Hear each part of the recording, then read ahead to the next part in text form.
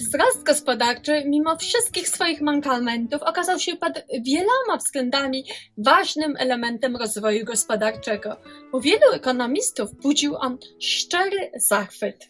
Przytoczmy wypowiedź Roberta Lucasa. Roczne stopy wzrostu realnego PKB na osobę: Indie 1,4, Korea Południowa 7, indyjski dochód podwoi się co 50 lat, koreański co 10. Hindus będzie przeciętnie 2 razy bogatszy niż jego dziadek, Koreańczyk 32 razy. Konsekwencje dla bogactwa ludzkiego związane z takimi zagadnieniami są po prostu oszałamiające. Raz się zacznie o tym myśleć, trudno jest myśleć o czymkolwiek innym. Chociaż w przeszłości był to warunek konieczny, nie oznacza to, że zwłaszcza w odniesieniu do krajów rozwiniętych nadal nim jest. O innych kontrowersjach związanych ze wzrostem gospodarczym jako elementem rozwoju opowiadałam już w poprzednich filmach. PKB już od samego początku, nawet od czasów jego twórcy Kuznetsa w 1934, budził wątpliwości co do wykorzystywania go jako miary rozwoju. Stosunkowo szybko pojawiły się alternatywy. 4. Propozycje innych mierników miały uzupełnić niedoskonałości PKB, czyli to, że ujmuje czynniki, które nie wydają się poprawiać dobrobytu, a nawet jemu szkodzą, np. zanieczyszczenie, śmieci, broń, a nie ujmuje tego, co rozwojowi służy, np. sektora tzw. domowego, wolontariatu. Krytykowana była też jednostronność PKB, skupienie się na czynnikach ekonomicznych, a pominięcie społecznych i ekologicznych. Wzrost PKB nie ujmuje społecznych i ekologicznych komponentów rozwoju. Wskazują na to koncepcje PBL, Triple Bottom Line, Profit, Planet, People. Mimo że po wzroście PKB możemy oczekiwać poprawy warunków społecznych, zwiększania wydatków publicznych, jak też zwiększania nakładów na środowisko naturalne, to jednak nie dzieje się tak zawsze. Dużo opracowań, do których odnoszę się w niektórych moich artykułach poświęconych tej tematyce, wskazuje, że tak nie jest. Można by było oczekiwać, że wraz ze wzrostem dochodów zwiększą się nakłady na środowisko i zmniejszy zanieczyszczenie środowiskowe i zwykła krzywa Kuznetsa, do której jeszcze wrócimy. Jednak wielu autorów stawia to pod znakiem zapytania. Rosnące nierówności nierzadko prowadzą do ograniczenia wydatków właśnie na usługi publiczne. W długim okresie czasu trudno będzie państwom utrzymać wzrost gospodarczy przy istniejących limitach naturalnych, nawet przy poprawie efektywności energetycznej. Sięgając wzrokiem wstecz, zauważamy, że rozwój osiągany przy pomocy szybkiego wzrostu, bez poszanowania tychże limitów, skończył się tragedią dla Wikingów. Eskimasi z kolei, którzy dostosowali swoją gospodarkę do warunków naturalnych, przetrwali. Wzrost PKB jest osiągany przez zwiększenie produkcji, a ta wymaga zwiększenia konsumpcji. Jeżeli jednak gospodarka powinna się dostosować do limitu środowiska, wymagałoby to od niej ograniczenia konsumpcji, zwłaszcza w kontekście tego, że większość potrzeb materialnych człowieka jest możliwa do zaspokojenia przy obecnym poziomie rozwoju gospodarczego. Oczywiście wydaje się trudno oczekiwać tego od krajów, które borykają się z biedą i nie zaspokoiły swoich podstawowych potrzeb, aby ograniczały konsumpcję podstawową, skoro mają już jej tak mało. Również trudno oczekiwać tego od warstw ubogich w gospodarkach rozwiniętych. Raczej można byłoby tego oczekiwać od gospodarek wysoko rozwiniętych czy bogatszych warstw ludności.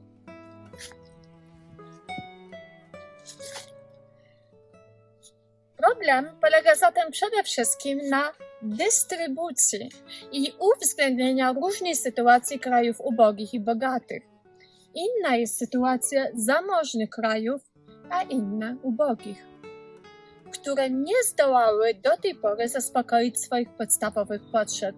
Inna jest sytuacja ubogich warstw społecznych, dla których wyzwaniem jest zaspokojenie podstawowych potrzeb, tak jak jedzenia i dachu nad głową, a inna bogatych. choć nie zmienia to faktu, że wszyscy jesteśmy na jednej łodzi, planecie i wysiąść z niej za bardzo nie możemy. Wątpliwości wielu ekonomistów budzi fakt, czy faktycznie wzrost konsumpcji, oczywiście nie tylko kasztanów, poprawia dobrobyt i czy nie dochodzimy po pewnym czasie do granicy, po której dalsza konsumpcja nie daje nam dodatkowej satysfakcji. Wynika to nawet bezpośrednio z prawa malejącej końcowej korzyści. Tak zwana krzywa Engla zajmowała się także tym problemem. Jednocześnie wzrost konsumpcji, oczywiście nie kasztanów, jest nieodłącznie związany z wzrostem zużycia zasobów naturalnych i zanieczyszczenia. Poza tym niektóre rodzaje konsumpcji mogą wręcz szkodzić człowiekowi, np. fast foodów będących konsekwencją szybkiego stylu życia, używek dopalaczy, alkoholu, czy ekspozycja na zanieczyszczenie będące konsekwencją wzrostu produkcji. Ponadto wzrost konsumpcji nie jest rozłożony równo. Luksusowa konsumpcja jednych, a nawet jak Veblen to nazwał, konsumpcja na pokaz, marnotrawstwo, idzie w parze z niedostateczną konsumpcją innych, niedostateczną w sensie braku zaspokojenia podstawowych potrzeb.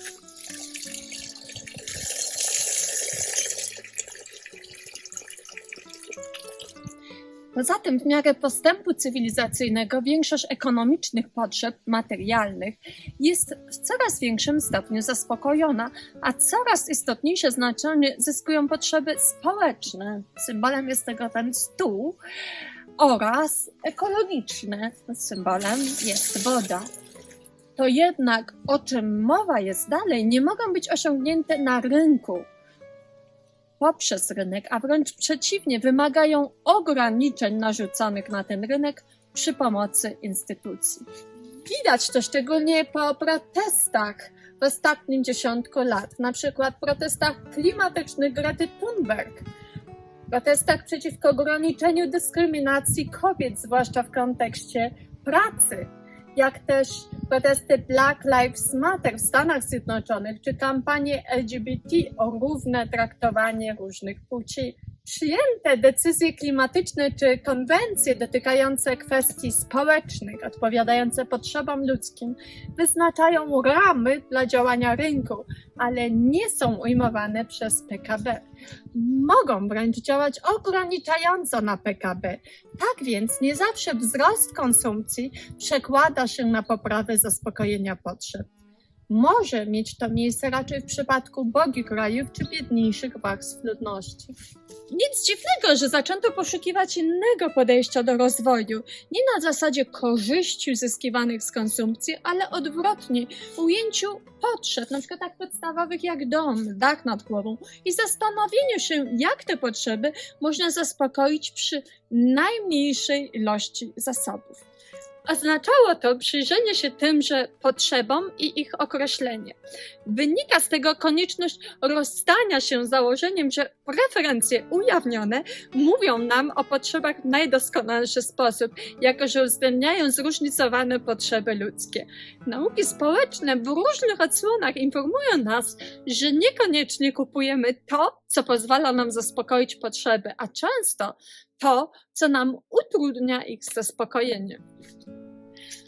Przykładowy wybór oferty zakupy w Nowym Jorku na jeden dzień, czy wystawa Picasso na jeden dzień nie pozwala na skuteczne zrealizowanie potrzeby stabilności klimatycznej, a jednocześnie konsumpcja produktów pod wpływem reklamy sprawia, że kupimy coś, co w gruncie rzeczy nie jest nam potrzebne. Preferencje ujawnione zakładają, że to, co wybieramy na rynku, faktycznie odpowiada naszym potrzebom. A przecież potrzeby mają naturę zarówno indywidualną, jak i zbiorową. O tych ostatnich nie możemy zadecydować na rynku, ale jedynie poprzez wybór polityczny, na przykład ograniczenie zanieczyszczenia, dostępność usług publicznych i tak dalej, ograniczenie zagrożenia klimatycznego. Chociaż nie głosujemy na rynku, to nie umniejsza to znaczenia tychże potrzeb. Jest to bardziej polityczne stwierdzenie, postulat wynikający ze skrajnego liberalizmu, ale nie jest ono w zgodzie z wynikami badań społecznych, psychologii ogólnej i społecznej, które jednak poszukując wspólnych praw rządzących społeczeństwem, grupami społecznymi, a także zachowaniem człowieka zauważają, że wiele potrzeb mamy jednak wspólnych. Wyjście od nich jest dość centralne dla formułowania jakichkolwiek postulatów politycznych, np. praw człowieka. Ekonomia w celu określenia tychże potrzeb była zmuszona do powrotu do dialogu z filozofią i psychologią. Dialogu, który mimo wielu prób odseparowania się wyznaczał tok myślenia wielu ekonomistów. Psychologowie humanistyczni, tak jak Maslow i Rogers, poświęcali temu swoje rozważania. Maslowowi zawdzięczamy piramidę potrzeb. Symbolem jest ta góra, którą przykryły chmury, którą znasz zapewne z zarządzania. McNiff to inny autor znany z próby określenia wspólnych potrzeb ludzkich. Po stronie ekonomistów i politologów mamy próby ich określenia przez Martę Nussbaum, uczennicę Amartya Sena, która podejmuje się nakreślenia listy takich 10 podstawowych potrzeb. Podsumowując, możemy powiedzieć, że o ile w przeszłości wzrost był koniecznym warunkiem rozwoju, obecnie pojawia się dużo głosów, że przynajmniej w odniesieniu do krajów bogatych tak nie jest. Możliwy jest wzrost nie pociągający za sobą dalszego rozwoju, a nawet jemu szkodzący. Wynika to m.in. z tego, że rozwój gospodarczy jest bardziej złożonym miernikiem ujmującym oprócz czynników ekonomicznych także społeczne i ekologiczne. Poza tym niekoniecznie wzrost konsumpcji przekłada się na stopień zaspokojenia potrzeb, a te ostatnie raczej mogą stanowić bardziej obiektywne kryterium dobrobytu niż subiektywne preferencje ujawnione.